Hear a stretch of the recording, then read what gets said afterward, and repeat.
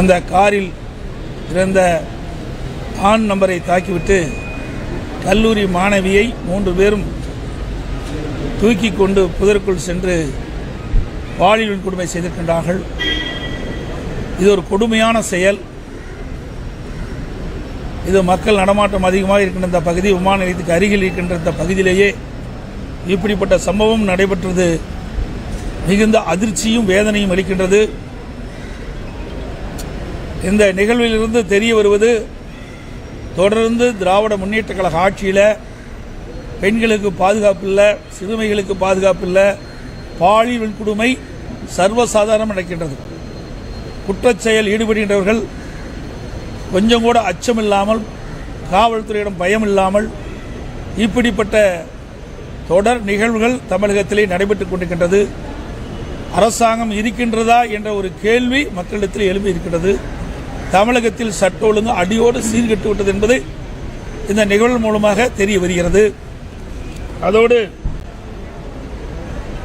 நேற்றைய தினம் விழுப்புரம் மாவட்டம் திண்டிவனத்தில் ஒரு மாணவனும் மாணவியும் காதலித்து அவள் அந்த பகுதியிலே இருந்து கொண்டிருந்த பொழுது காவலர்கள் அவளை விசாரித்து அந்த மாணவனை அனுப்பி வைத்துவிட்டு அந்த மாணவியை பாலியல் வன்கொடுமை செய்திருக்கின்றார்கள். இன்றைக்கு காவல்துறை மக்களுக்கு பாதுகாப்பு அளிக்க வேண்டும். அதற்கு மாறாக இப்படிப்பட்ட பாலியல் வன்கொடுமை ஈடுபடுவது மிக மிக கொடூரமான செயல். இந்த ஆட்சியில் பெண்களுக்கு பாதுகாப்பு இல்லை என்பது தெல்ல தெளிவாக தெரிகின்றது. இதேபோல் திருவண்ணாமலையிலும் இப்படிப்பட்ட ஒரு நிகழ்வுகள் காவல்துறை காவலர்களால் ஏற்பட்ட சம்பவம் மறைவதற்கு முன்பாகவே இப்படிப்பட்ட சம்பவம் விழுப்புரத்தில் ஏற்பட்டிருக்கின்றது. தமிழகத்தில் காவல்துறை ஒன்று இருக்கின்றதா, அப்படி அது இருந்தாலும் மக்களுக்கு பாதுகாப்பு கொடுக்கின்றதா என்ற நிலைதான் இன்றைய தினம் இந்த ஆட்சியிலே பார்க்கப்படுகிறது. தூத்துக்குடியிலே சமூகத்துறை அமைச்சர் ஒரு நிகழ்ச்சியிலே பங்கு பெற்று பேசுகின்ற பொழுது ஒரு கருத்தை தெரிவித்திருக்கின்றார்கள். திராவிட முன்னேற்ற கழக ஆட்சியில் 6999 சிறுமிகள் பாலியல் வன்கொடுமைக்கு ஆளாக்கப்பட்டதாக திமுகவினுடைய அமைச்சர், சமூகத்துறை அமைச்சரே தெரிவித்திருக்கிறார். அதற்கு 104 கோடி ரூபாய் நிவாரணம் கொடுத்ததாக அறிவித்திருக்கின்றார்.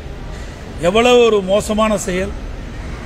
பாலியல் வன்கொடுமையை தடுத்து நிறுத்தத்திற்கு திராணியற்ற அரசாங்கம் திமுக அரசாங்கம் என்பது இதிலிருந்து தெரிகிறது.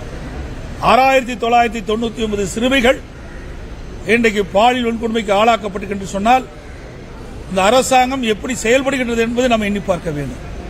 ஒரு திறமையற்ற முதலமைச்சர், பொம்மை முதலமைச்சர் தமிழகத்தை ஆண்டு கொண்டிருக்கின்ற காரணத்தினாலே அவரிடத்திலே காவல்துறை இருந்தும் சரியான முறையில் நடவடிக்கை எடுக்காத காரணத்திலே இன்றைக்கு இப்படிப்பட்ட நிகழ்வுகள் தொடர்ந்து சிறுமிகளுக்கும் பெண்களுக்கும் அநீதி இழைக்கப்படுகின்றது. இப்படி கொடுமையான பாலியல் வன்கொடுமைகள் நடந்து கொண்டிருக்கின்றன. இந்த அரசு இருக்கின்ற வரை பெண்களுக்கும் பாதுகாப்பு இல்லை, சிறுமிகளுக்கும் பாதுகாப்பு இல்லை. கடந்த 50 மாத திராவிட முன்னேற்ற கழக ஆட்சியில் சுமார் 6400 கொலைகள் நடந்திருக்கின்றன. மிக மிக அதிர்ச்சி அளிக்கக்கூடிய ஒரு சம்பவம். தமிழகத்தில் சட்ட ஒழுங்கு அடியோடு சீர்குலைந்து விட்டது என்பதற்கு இதுவே ஒரு உதாரணம். இன்றைக்கு குற்றச்செயல் ஈடுபடுகின்றவர்கள் காவல்துறையில் மீது இருக்கின்ற பயம் என்ற உணர்வே இல்லாமல் போய்விட்டது. அதுக்கு காரணம் தமிழகத்தில் போதைப்பொருள் நடமாட்டம் அதிகரித்து இந்த போதை ஆசாமிகளால் தான் கொலை, கொள்ளை, திருட்டு, வழிப்பறிவு, பாலியல் வன்கொடுமை தினந்தோறும் தமிழகத்தில் நடந்த வண்ணம் இருக்கின்றது. அது தொலைக்காட்சியிலும் பத்திரிகையிலும் இந்த செய்திகள் தொடர்ந்து வந்து கொண்டிருக்கின்றன. அதே போல இப்படிப்பட்ட சூழ்நிலையில் கூட தமிழகத்தில் முறையாக டிஜிபி, நிரந்தர டிஜிபி நியமனம் செய்யப்படவில்லை. நான் பலமுறை சட்டமன்றத்திலும் தெரிவித்திருக்கின்றேன், தொலைக்காட்சியின் வாயிலாக தெரிவித்திருக்கின்றேன், ஊடகத்தின் வாயிலாகவும் பத்திரிகை வாயிலாகவும் தெரிவித்திருக்கின்றேன், அறிக்கையின் வாயிலாக வெளிப்படுத்தியிருக்கின்றேன். இந்த அரசு தங்களுக்கு வேண்டப்பட்டவர் ஒருவர் டிஜிபியாக வர வேண்டும் என்ற அடிப்படையில் தான் அவர்கள் இதுவரை நிரந்தர டிஜிபி நியமிக்கப்படவில்லை. ஒரு டிஜிபி ஓய்வு பெறுவதற்கு 3 மாதத்திற்கு முன்பாகவே அவர்கள் தகுதியான டிஜிபி பட்டியலை மத்திய பணியாளர் தேர்வாணையத்துக்கு அனுப்பப்பட்டு யுபிஎஸ்சிக்கு அனுப்பப்பட்டு அது பரிசீலிக்கப்பட்டு 3 பேர் மாநில அரசுக்கு அனுப்பப்பட்டு அந்த 3 பேர் ஒருவரை தேர்ந்தெடுக்க வேண்டும். இதுதான் முறை. ஆனால் அந்த முறையெல்லாம் இந்த அரசாங்கம் கடைபிடிக்கல. உச்சநீதிமன்றம் வரைக்கும் போய் உச்சநீதிமன்றம் இன்னைக்கு விரைவாக தமிழகத்தில் நிரந்தர டிஜிபி நியமிக்கப்பட வேண்டும் என்று தீர்ப்பு வழங்கிய பிறகும் இன்னும் அந்த பணியை தொடரவில்லை. இப்பொழுது மத்தியில் இருக்கிற மத்திய யுபிஎஸ்சி மத்திய பணியாளர் தேர்வாணையம் 3 பேரை இன்றைக்கு தேர்ந்தெடுத்து அனுப்பியும் கூட இன்னும் டிஜிபி நியமிக்கல. இப்போ ஒரு தனிநபர் உச்சநீதிமன்றத்தில் இன்றைக்கு வழக்கு தொடர்ந்திருக்கிறார். அந்த வழக்கின் அடிப்படையில் உச்சநீதிமன்றம் 3 வாரத்தில் தமிழ்நாடு அரசு விளக்கம் அளிக்க வேண்டும் என்று கேட்டிருக்குது. ஏன் இவ்வளவு குளறுபடி? இந்த அரசாங்கம் ஏன் டிஜிபி நியமிப்பதில் இவ்வளவு பாரபட்சம் காட்டுறாங்க? இப்படி நிரந்தர டிஜிபி நியமிக்காத காரணத்தினால்தான் முறையாக சட்ட ஒழுங்கு பராமரிக்கப்பட முடியாத ஒரு சூழ்நிலை தமிழகத்தில் ஏற்பட்டிருக்குது. இன்னொன்னு, வாக்காளர் சிறப்பு தீவிர திருத்தம் இன்னைக்கு மேற்கொண்டிருக்கிறாங்க. தேர்தல் ஆணையம் அறிவிச்சிருக்குது, எஸ்ஐஆர் அறிவிச்சிருக்குது. சுமார் 21 ஆண்டு காலம் இந்த பணியை மேற்கொள்ள. இதற்கு முன்பு 8 முறை இந்த சிறப்பு தீவிர திருத்த வாக்காளர் பட்டியல் பணி நடந்திருக்குது. இன்றைக்கு ஒவ்வொரு சட்டமன்ற தொகுதியிலும் பல்லாயிரக்கணக்கான வாக்காளர்கள் இறந்தவர்கள் இடம்பெற்றிருக்கிறார்கள். தொடர்ந்து ஒவ்வொரு தேர்தலையும் அவர்கள் அந்த வாக்காளர் பட்டியலில் இடம்பெற்றே இருக்கிறாங்க. அதே போல நகரத்தில் குடியிருக்கின்றவர்கள் வீடு மாறி போயிடுறாங்க, அல்லது வெளி மாநிலத்துக்கு போயிடுறாங்க, வெளிநாட்டுக்கு போயிடுறாங்க. அவருடைய பெயரும் தொடர்ந்து பல ஆண்டுகளாக வாக்காளர் பட்டியல் இடம்பெற்றே இருக்குது. இப்படி முறைகேடாக இருக்கின்ற இந்த வாக்காளர்கள் எல்லாம் விடுவிக்கப்பட்டு தகுதியான வாக்காளர்களை வாக்காளர் பட்டியலில் இடம்பெற வேண்டும் என்ற அடிப்படையில் தான் எஸ்ஐஆர் பணி முக்கியம், எஸ்ஐஆர் முக்கியம். அதற்காக தேர்தல் ஆணையம் அறிவிச்சிருக்குது. அதை எதுக்குறாங்க திராவிட முன்னேற்றம். எஸ்ஐஆர் என்றாலே அலறாங்க, என்னன்னே தெரியல. சார் என்று அலறாங்க. இப்ப எஸ்ஐஆர் என்று கேட்டாலும் பதறாங்க. கூட்டணி கட்சி சேர்ந்தவர்கள்லாம் அலறாங்க, என்னன்னே தெரியல. இல்ல என்ன தவறு இருக்குது? காலம் போதாதுங்கிறாங்க. 1 மாத காலம் கொடுத்திருக்கிறாங்க. ஒவ்வொரு பாகத்திற்கும் ஒரு பிஎல்ஓ அரசு அலுவலரை நியமிக்கிறாங்க. அவள் வீடு வீடாக கொண்டு போய் அந்த படிவத்தை கொடுத்து பிறகு படிவம் பூர்த்தி செய்யப்பட்டு அதை திரும்ப பெற்று சம்பந்தப்பட்ட அதிகாரிக்கப்படுகிறாங்க. இதில் எந்தவித ஒரு காலதாமதம் ஏற்படுறதுக்கு வாய்ப்பே இல்லை. ஏன்னா ஒவ்வொரு முறையும் தேர்தல் வருது. தேர்தல் வருகின்ற பொழுது அந்த வாக்காளர்கள் வாக்களிப்பதற்கு அடையாள ஸ்லிப் கொடுக்குறாங்க. இப்போ 5 நாளில் கொடுத்துறாங்க. ஒரு பாகத்தில் இருக்கின்ற அனைத்து வாக்காளர்களுக்கும் 5 நாட்களில் அந்த பூத் ஸ்லிப் கொடுக்கப்பட்டு அவர் போய் வாக்களிக்கிறாங்க. அப்படி இருக்கின்ற பொழுது 1 மாதம் கொடுத்திருக்கிறாங்க. ஒரு பாகத்திற்கு சுமார் 1200 வாக்குகள் என்று வைத்துக் கொண்டார் கூட சுமார் 300 வீடு தான் இருக்கும். அதுக்கு மேல இருப்பதற்கு வாய்ப்பே இல்லை. அப்படி 300 வீடு இருக்கின்ற பொழுது ஒரு நாளைக்கு 50 வீடுனா கூட 6 நாள் கூடுதல் 2 நாள் எடுத்துட்டா 8 நாள்ல இந்த படிவத்தை அனைத்து வீடுகளிலும் கொடுத்துடலாம். அப்படி வீட்டில் இல்லாத போது மீண்டும் ஒரு 2-3 நாள் கழித்து மீண்டும் அந்த சம்பந்தப்பட்ட பிஎல்ஓ அவர்கள் எந்தெந்த வீட்டில் கொடுக்கலையோ அந்த வீட்டில் கூட கொடுக்கலாம். அதை வாங்குறதுக்கு போதுமான கால அவகாசம் இருக்குது. ஆனால் திமுகவும் அதேமாதிரி கூட்டணி திமுக கூட்டணியில் அங்கம் வைக்கின்ற கட்சிகளும் எதிர்க்கின்ற நோக்கம் இதுல இறந்தவர் பட்டியலில் இறந்தவரெல்லாம் அந்த வாக்காளர் பட்டியலிருந்து நீக்கக்கூடாது. அதே போல அந்த பாகத்தில் குடி பல ஆண்டுகளாக இல்லாத வேற இடத்துக்கு போயிருந்தாலும் அவர்களும் இடம்பெற்றிருந்தா திருட்டு ஓட்டு போடுறது வசதி. தேர்தல் நாள் போது இறந்தவர்கள்லாம் உயிர் பெற்று ஓட்டு போட வந்துடுறாங்க. அது திமுக கை வந்த காலம். அதனாலதான் இவ்வளவு பயம். இதுல என்ன தவறு இருக்கிறதுக்கு வாய்ப்பே கிடையாது. எல்லாத்துக்கும் PL2 போட்டுக்கிறோம். ஒவ்வொரு கட்சிக்கும் PL2 போட்டுக்கிறோம். அவர்கள் PLO போய் வீடு வீடாக அந்த படிவத்தை கொடுக்கின்ற பொழுது அவர்களோட சென்று அவர்கள் சரியாக அந்த பணியை மேற்கொள்ள என்று அவர்கள் கண்காணிக்கலாம். அதுக்கு தேர்தல் ஆணையம் முழு வாய்ப்பு கொடுத்திருக்குது. அப்படி இருக்கின்ற பொழுது வேண்டுமென்றே திட்டமிட்டு ஒரு தவறான செய்தியை மக்களிடத்திலே பதிய வைக்க வேண்டும் என்பதற்காக இன்றைக்கு ஆர்ப்பாட்டம் நடத்துறாங்க. ஏன் இறந்தவர் ஓட்டை நீக்க என்ன தவறு? பல ஆண்டுகளாக குடியில்லாம ஒரு வீட்டில் புதுசா ஒருத்தர் குடி வந்திருக்கிறாரு. ஆனா ஏற்கனவே குடியிருந்தவர் தான் அந்த வாக்காளர் தொடர்ந்து இடம்பெற்று இருக்கிறாரு. இப்படி இருக்கின்ற பொழுது தேர்தல் நேரத்தில் இந்த வாக்குகளில் எல்லாம் திராவிட முன்னேற்ற கழகம் கள்ள ஓட்டு போட்டு ஒவ்வொரு முறை இருந்திருக்குது. இன்னைக்கு ஒரு உதாரணத்துக்கு சென்னை மாநகராட்சி தேர்தல் நடந்தது. அப்பொழுது திருட்டோட்டு போட முயன்ற திராவிட முன்னேற்ற கழகத்தை சேர்ந்த ஒருத்தரை கையும் களமா பிடிச்சு எங்களுடைய கழக அமைப்பு செயலாளர் மரியாதைக்குரிய ஜெயக்குமார் அவர்கள் ஒப்படைச்சார் காவல்துறையிட்ட. அவர் மீது வழக்கு போட்டார். 15 நாள் சிறையில் இருந்தார். இப்படிப்பட்ட நிகழ்வுகள் எல்லாம் நடைபெறக்கூடாது என்பதற்கு தான் எஸ்ஐஆர் இன்றைக்கு தேர்தல் ஆணையம் அறிவிச்சிருக்குது. இதையெல்லாம் வேண்டுமென்றே திட்டமிட்டு மக்களிடத்தில் ஒரு அச்ச உணர்வை ஏற்படுத்தி அவர் வாக்குகள் பறிபோகும் என்று ஒரு தவறான செய்தியை வெளிப்படுத்திட்டு இருக்கிறாங்க. ஏன் அவர்களுக்கு பிஎல் ஓட்டு இருக்கிறாங்க, கூட்டணி கட்சிக்காரருக்கு பிஎல் ஓட்டு இருக்கிறாங்க. எனக்கு பல கட்சி ஒன்றாக இணைந்துதான் நீங்க சொல்றீங்க. எல்லாத்துக்கும் ஒவ்வொருத்துக்கும் ஒவ்வொரு பூத்துக்கும் ஒவ்வொரு பாகத்திற்கும் ஒரு பிஎல்2 கட்சி ஒரு 5-6 கட்சி கூட்டணி இருக்குது. 5-6 பேரும் பிஎல்2 பெற்றிருப்பாங்க. 5-6 பேரும் போங்க. அதுல தவறு இருந்தா அந்த தவறு சுட்டி காட்டுங்க. அவர்கள் அதை சரி செய்வாங்க. இதுல எந்தவித தவறு செய்வதற்கு வாய்ப்பே கிடையாது. ஆனா வேண்டுமென்றே திட்டமிட்டு மக்களை குழப்பி ஒரு தவறான செய்தியை மக்களிடத்தில் பரப்பி வருவாங்க. இது ஏற்றுக்கொள்ள முடியாது. அனைத்து இந்திய அண்ணா திராவிட முன்னேற்ற கழகத்தை பொறுத்த வரைக்கும் ஒரு தகுதியான வாக்காளர் பட்டியல் இடம்பெற வேண்டும். தகுதியானவர்கள் தேர்தல் நேரத்தில் வாக்களிக்க வேண்டும் என்பதுதான் எங்களுடைய நிலைப்பாடு.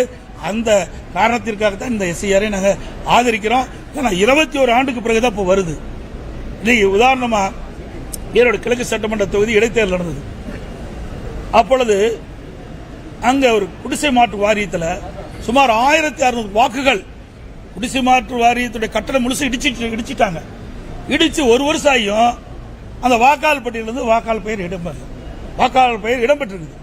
உடனே நாங்கள் மாவட்ட ஆட்சியர் போய் நாங்கள் முறையா சம்பந்தப்பட்ட படிவத்தின் மூலமாக இதை கொடுத்து இங்கே குடிசை மாற்று வாரியத்திற்கு வீடெல்லாம் இடிக்கப்பட்டு விட்டது, அந்த வாக்காளர்கள் நீக்கப்பட வேண்டும் என்று கோரிக்கை வச்சேன். எந்தவித நடவடிக்கை எடுக்கல. இன்ன வரைக்கும் வாக்காளர் பட்டியல் இருக்குது. இன்று வரை குடிசை மாற்று வாரியத்தில் ஈரோட்டில் கிழக்கு சட்டமன்ற தொகுதியில் குடிசை மாற்று வாரியம் அந்த வீட்டை முழுமையாக இடிக்கப்பட்டு விட்டது. அந்த பகுதியில் வசிக்கின்றவர்களுடைய பெயர் இன்னும் வாக்காளர் பட்டியலில் இருந்திருக்குது. ஆக இப்படிப்பட்ட நிலையெல்லாம் மாற வேண்டும்.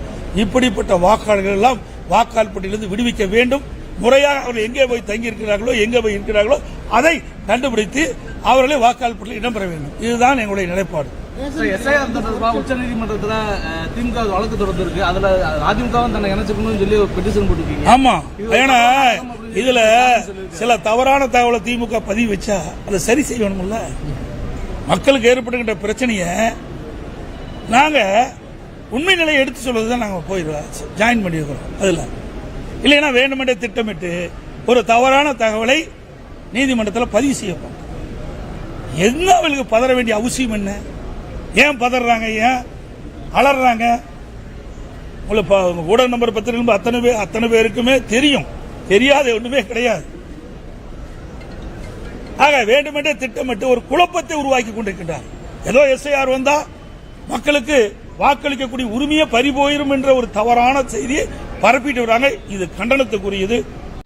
இன்றைக்கு பல முறை இந்த எஸ்ஐஆர் பணி தமிழகத்தில் நடந்திருக்குது. 8 முறை நடந்திருக்குது இதுக்கு முந்தி. ஆக அப்பெல்லாம் பதறல.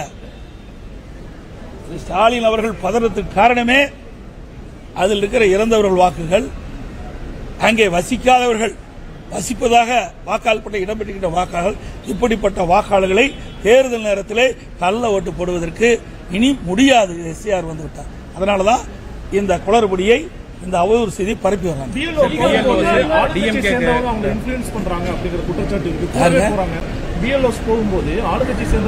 ஆமாமா, நிறைய போயிட்டு இருக்கிறாங்க. சில இடத்துல படிவத்தை அப்படியே ஒட்டுமொத்தமா வாங்கிக்கிறாங்க. அதை நாங்கள் அதைத்தான் நாளைக்கு நீதிமன்றம் வரும்போது அதையெல்லாம் நாங்கள் கருத்து தெரிவிப்போம். ஆக இல்லக்கூடிய பணி அந்த ஒவ்வொரு வாக்காளருக்கும் அவர்கள் தான் அந்த வாக்காளர் படிவத்தை கொடுக்க வேண்டும். அதே போல பூர்த்தி செஞ்ச பிறகு அந்த பிஎல்ஓ தான் அதை பெற வேண்டும். இல்லாவிட்டால் இது உண்மையாக ஒரு வாக்காளர் பட்டியல் தயாரிக்க முடியாது.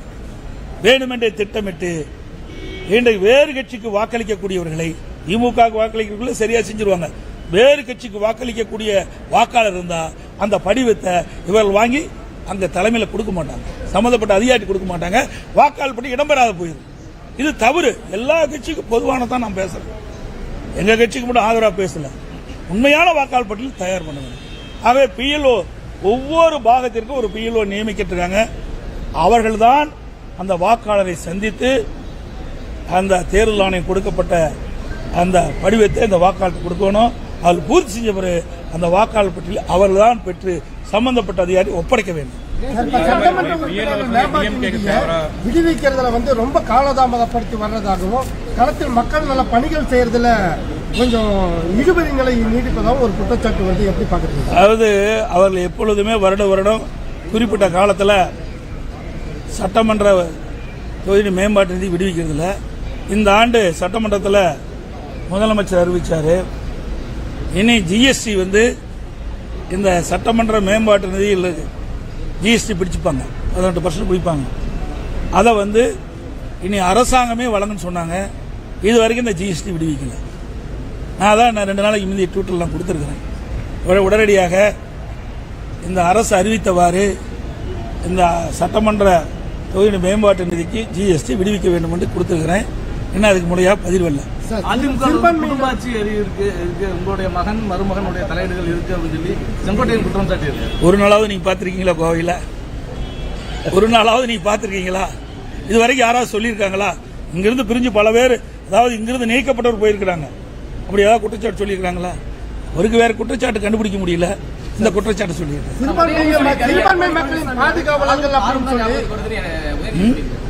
எடப்பாடி பழனிசாமினாலே காலும் காரும் தான் ஞாபகத்துக்கு வருதுன்னு சொல்லி ஒரு விமர்சனம் பண்ணியிருக்காங்க.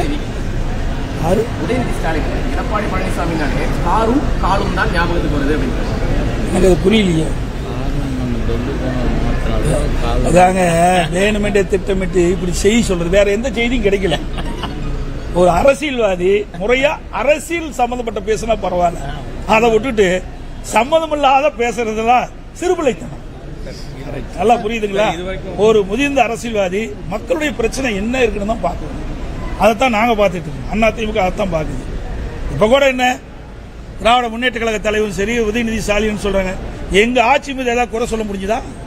சொல்லுங்க பார்க்கலாம். இது வரைக்கும் பல பேட்டியில கொடுத்திருக்காங்க. அதிமுக ஆட்சியில இன்ன குறைன்னு சொல்றாங்களா? சொல்லவே முடியாது. பாரதிய ஜனதாவோட எடப்பாடி பழனிசாமி கூட்டு வைத்து விட்டார். பாரதிய ஜனதாவோட அதிமுக அடிமையாகிவிட்டது. பாரதிய ஜனதா அலுவலகம் டெல்லியில இருக்கு. இப்படித்தான் சொல்ல முடியும். தெளிவா எங்களுடைய கூட்டணியில முடிவு எடுத்து அறிவிக்கப்பட்டு விட்டது. அதிமுகவும் பாரதிய ஜனதாவும் கூட்டணி பேச்சுவார்த்தை முடித்த பிறகு இன்றைக்கு இந்த செய்தியாளர் சந்திப்பில் மாண்புமிகு உள்துறை அமைச்சர் தெளிவுபடுத்தினார். அமித்ஷா அவர்கள் தெளிவுபடுத்தினார். அதுல பாரதிய ஜனதா அதிமுக கூட்டணி அமைச்சிருக்குது. இந்த கூட்டணிக்கு அதிமுக தான் தலைமை தாங்கும். தெளிவா நீங்க பேட்டியில் போடுங்க. அடிக்கடி மாத்தி போடாதீங்க. அனைத்து இந்திய அண்ணா திராவிட முன்னேற்ற கழகம் தான் எங்கள் கூட்டணிக்கு தலைமை தாங்கும். அனைத்து இந்திய அண்ணா திராவிட முன்னேற்ற கழகம் தான் ஆட்சி அமைக்கும். எங்களுடைய கூட்டணியுடைய முதல் வேட்பாளர் இபிஎஸ். தெளிவா உங்க கூட்டத்தில் வந்திருக்குது, எல்லா பத்திரிகையிலும் வந்துவிட்டது. ஆனா வேண்டுமென்றே திட்டமிட்டு ஏதாவது ஒரு காரணத்தை காட்டி தவறான செய்தி வெளியிட்டிருக்கிறீங்க. இது சரியல்ல. அதிமுக தான் ஆட்சி அமைக்கிட்டாங்க. அப்புறம் ஏன் ஸ்டாலின் போய் பாரதிய ஜனதாவை குறை சொல்லிட்டு இருக்காங்க? இங்க ஆட்சி அமைக்கிறது எங்க கூட்டணியில அதிமுக. முதலமைச்சர் வேட்பாளர் அதிமுக கட்சி சேர்ந்தது. அப்படிங்கிற எங்களை பத்தி விமர்சனம் செய்ய முடியாது. இருந்தா தானே செய்யறதுக்கு. அவ்வளவு இந்த 4.5 ஆண்டு காலத்தில் திராவிட முன்னேற்ற கழக ஆட்சியில் மக்களுடைய பிரச்சனை தீர்க்கல. மக்கள் கொதிச்சு போயிருக்கிறாங்க. விவசாயிகளாகட்டும், வியாபாரிகளாகட்டும், தொழிலாளர்களாகட்டும், அரசு ஊழியர்களாகட்டும், யாருக்காவது நன்மை செஞ்சிருக்கீங்களா? ஒண்ணுமே கிடையாது. அத்தனை மக்களுமே இந்த ஆட்சி அப்புறப்படுத்த வேண்டும், அகற்ற வேண்டும். மக்களோட ஆட்சி தமிழகத்திலே நடந்து கொண்டிருக்கிறது, அகற்ற வேண்டும் என்ற கொந்தளிப்போடு தான் இன்னைக்கு பார்த்துட்டு இருக்கிறாங்க. அதிமுக ஆட்சியில் கொண்டு வரப்பட்ட திட்டம், நிறைவேற்றப்பட்ட திட்டத்தை ரிப்பன் கட்டி திறந்து வைக்கிறார். உங்க மேம்பாலம் இருக்குது. யாருடைய ஆட்சியில் கொண்டு வந்தோம்? நல்லா உங்களுக்கு அத்தனை பேர் இங்க இருக்கிற நண்பர் அத்தனை ஊடக நம்பர் இருக்குது, பத்திரிகை நம்பர் இருக்கீங்க. நான் அடிக்கல் நாட்டும் போது எல்லாமே வந்தீங்க, எல்லாம் படம் பிடிச்சு காட்டினீங்க. ஒரு 55% பணி முடிவுபட்டு விட்டது. ஒரு திட்டத்தை ஆரம்பிக்கின்ற பொழுது முதற்கட்ட பணின்னு இருக்குது, அது நிலம் எடுக்கணும். அந்த சாலை அமைக்கின்ற இடத்துல அங்க இருக்கிற கேபிள் வயர்லாம் மாற்றி எடுக்கணும், குடிநீர் குழாய்கள்லாம் மாற்றி அமைக்க வேண்டும், அங்க இருக்கின்ற மின் கம்பங்கள்லாம் மாற்றி அமைக்க வேண்டும். முதல் கட்ட பணியே கிட்டத்தட்ட பார்த்தீங்கன்னா 2 வருஷம் 3 வருஷம் ஆயிரும். சில பேர் நீதிமன்றத்துக்கு போனால் இன்னும் பல ஆண்டு ஆயிரும். அப்படி இருந்தும் கூட வேகமாக துரிதமாக 2 ஆண்டுல அந்த பணியை எடுத்துட்டு 3 ஆண்டுகள் அந்த பணி நடந்துகிட்டு இருந்தது. ஆட்சிக்கு அந்த கிடப்பிலேயே போட்டாங்க. 2 வருஷம் பணியே செய்யல. உங்களுக்கு அத்தனை ஊடக நம்பர் பத்திரிகை இங்க இருக்கிறவங்களுக்கு எல்லாம் தெரியும். இப்போ வேக வேகமா செஞ்சு இவர்கள் கொண்டு வந்து நிறைவேற்றப்பட்டாங்க. எவ்வளவு பச்சை பொய்! இங்க கோவை மாநகரத்தில் பல பாலங்கள் அடிக்கல் நாட்டப்பட்டு நிறைவேற்றப்பட்டது. அதிமுக ஆட்சியில் சில பாலங்கள் பணி முடியாது இருந்தது. ஆட்சி மாற்றம் வந்த பிறகு இவர்கள் அந்த பணி செய்யறாங்க. எங்க ஆட்சியை தொடர்ந்தா நாங்கள் அந்த பணியை விரைவாக நிறைவேற்றி திறந்திருப்போம், பாலத்தை திறந்திருப்போம். அது மட்டும் இல்ல, இன்றைய தினம் முதலமைச்சர் அவர்கள் பல திட்டத்தை அறிவிக்கிறார். நிதியே ஒதுக்கல, நிதியே ஒதுக்காம பல திட்டத்துக்கு அடிக்கல் நாட்டிட்டு இருக்கிறாங்க. இப்படி ஒரு வேடிக்கையான அரசு எங்கேயுமே இல்ல, தமிழகத்தில் மட்டும், இந்தியாவில் எங்கேயுமே கிடையாது. அதிமுக வந்து அனைவரும் ஒருங்கிணைக்க பாஜக தான் தன்னை வந்து சொல்லுச்சு அப்படின்னு செப்பட்டேன் சார். அதெல்லாம் விட்டுருங்க, அதெல்லாம் முடிஞ்சு போனது சார். அது முடிஞ்சு போனது, அதை பத்தி ஏன் பேசுறீங்க? எங்க கட்சியில் அவர் இல்ல, அதை பத்தி பேச வேண்டிய அவசியம் இல்லை. செங்கோட்டையன் ஓபிஎஸ் நீக்கிறதுக்கான காரணத்தை சொல்லிருக்கீங்க. சசிகலா கட்சி நீக்கப்படுறது சார். இதெல்லாம் முடிஞ்சு போன விஷயத்தை திருப்பி ஏன் சார் கிளறீங்க? உங்களுக்கு விவாத மேடைக்கு வேணும், இன்னைக்கு நைட்டு இரவு அதை பேச வேணும், ஊடகத்தில் விறுவிறுப்பான செய்தி வேணும். இதெல்லாம் முடிஞ்சு போன விஷயம், அதை பத்தி பேச வேண்டிய அவசியம் இல்லை. அதனால இந்த பயனும் இல்லை. 2017 மீண்டும் விரைவில் கட்சி ஒன்றிணையும், எல்லாரும் ஒன்றிணைவாங்க அப்படின்னு சார். அதுதான் நான் திருப்பி சொல்றேன். முடிஞ்சு போன விஷயத்தை திருப்பி பேசாதீங்க. உங்களுக்கு விறுவிறுப்பான செய்தி வேணுங்கிறதுக்காக இந்த கேள்வி கேட்க வேண்டாம். இதெல்லாம் முடிந்து போய்விட்டது. அதிமுக மிகச் சிறப்பா செயல்பட்டு இருக்குது. வேண்டுமென்றே திட்டப்பட்டு சில பேர் இந்த அவதூறு பிரச்சாரத்தை பரப்பிட்டு இருக்காங்க. அதுக்கு நீங்க கேள்வி கேட்டுட்டு இருக்கீங்க. தயவு செய்து இந்த கேள்வி எல்லாம் இதோட விட்டுருங்க. அன்பு கூர்ந்து உங்களை கேட்டுக்கிறேன் சார். ஒவ்வொரு கட்சி தலைவரும் அந்த கட்சி வளர்ப்பதற்கு பேசுகின்ற பேச்சு. எதுக்காக கட்சி ஆரம்பிக்கிறாங்க? அதெல்லாம் ஒவ்வொரு கட்சியிலையும் கட்சி தொண்டர்களை உற்சாகப்படுத்துவதற்கு பேசுவது அது இயல்பு. அது எல்லா கட்சியிலுமே நடக்குது. இந்த கட்சியில் மட்டும் இல்ல, எல்லா கட்சியிலும் அப்படித்தான் நினைக்கிறாங்க. ஏன் காங்கிரஸ் இப்ப பேசுறதுல திமுக கிட்ட எங்களுக்கு ஆட்சியில் பங்கு வேணும்னு கேட்கிறாங்க, திமுக கொடுக்க மாட்டேங்குது. அவருடைய கட்சியை வளர்ப்பதற்கு, கட்சியுடைய தொண்டர்களை உற்சாகப்படுத்துவதற்காக இப்படிப்பட்ட கருத்துக்களை எல்லா கட்சியுமே முன்னிலைதான் செயல்படுத்துது. தமிழ்நாட்டில் நிறைய தொழில் முதலீட்டாளர்கள் மாநாடு நிறைய தொழிலாளர் ஈர்த்ததா சொல்றாங்க. ஆனா இந்த 4 வருஷத்துல எத்தனை இளைஞர்களுக்கு வேலை வாய்ப்பு உருவாக்கி இருக்கு அப்படிங்கிற தகவல் இதுவரைக்கும் தமிழக அரசு தரப்புல அறிவிக்கல. எப்படி பாக்குறீங்க? தாங்க, நான் தான் வெள்ளை அறிக்கை கேட்டேன், வெள்ளை பேப்பரை காட்டினேன். இதுதான் அவருடைய பதில். வெள்ளை ஒரு பிரதான எதிர்க்கட்சி உங்களை போல் இருக்கின்ற மக்களுடைய சந்தேகங்கள், இளைஞர்களுடைய சந்தேகங்களை போக்குவதற்கு இன்றைக்கு தமிழகத்தில் நீங்க தொழில் முதலீட்டு மாநாட்டு நடத்திருக்கிறீங்க. எவ்வளவு முதலில் ஈர்க்கப்பட்டது, எவ்வளவு தொழில் வந்திருக்குது, எவ்வளவு நிதி வந்திருக்குது, எவ்வளவு பேருக்கு வேலை வாய்ப்பு கிடைச்சிருக்குன்னு கேட்டா வெள்ளை பேப்பர் நேற்றாரு. என்ன பதில் சொல்ல முடியும்? அரசாங்கத்துக்கிட்ட தான் எல்லா புள்ளிவரம் இருக்குது, எங்ககிட்ட கிடையாது.